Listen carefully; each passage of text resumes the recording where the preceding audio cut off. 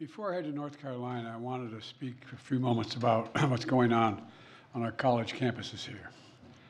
We've all seen the images, and they put to the test two fundamental American principles. Excuse me. The first is the right to free speech and for people to peacefully assemble and make their voices heard. The second is the rule of law. Both must be upheld. We are not an authoritarian nation where we silence people or squash dissent. The American people are heard. In fact, peaceful protest is in the best tradition of how Americans respond to consequential issues. But, neither are we a lawless country. We are a civil society, and order must prevail. Throughout our history, we've often faced moments like this because we are a big, diverse, free-thinking, and freedom-loving nation. In moments like this, there are always those who rush in to score political points. But this isn't a moment for politics. It's a moment for clarity. So let me be clear.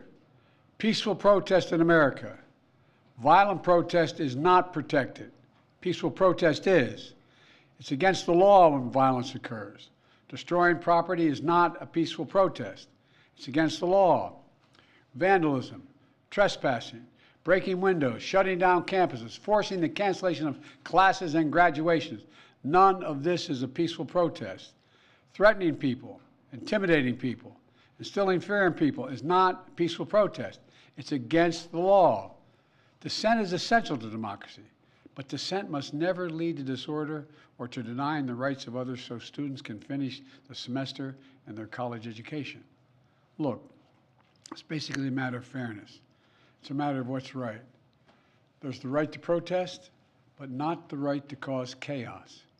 People have the right to get an education, the right to get a degree, the right to walk across the campus safely without fear of being attacked. But let's be clear about this as well. There should be no place on any campus, no place in America for anti-Semitism or threats of violence against Jewish students. There is no place for hate speech or violence of any kind, whether it's anti-Semitism, Islamophobia, or discrimination against Arab Americans or Palestinian Americans. It's simply wrong. There's no place for racism in America. It's all wrong. It's un-American. I understand people have strong feelings and deep convictions. In America, we respect the right and protect the right for them to express that. But it doesn't mean anything goes. It needs to be done without violence, without destruction, without hate, and within the law.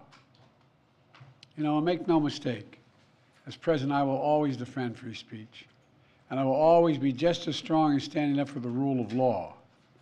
That's my responsibility to you, the American people, and my obligation to the Constitution. Thank you very much. Mr. President, have the protests forced you to reconsider any of the policies with regard to the region? No. Thank you. Mr. President, do you think the National Guard should intervene? No. Do you agree with what the students are calling for? Mr. President,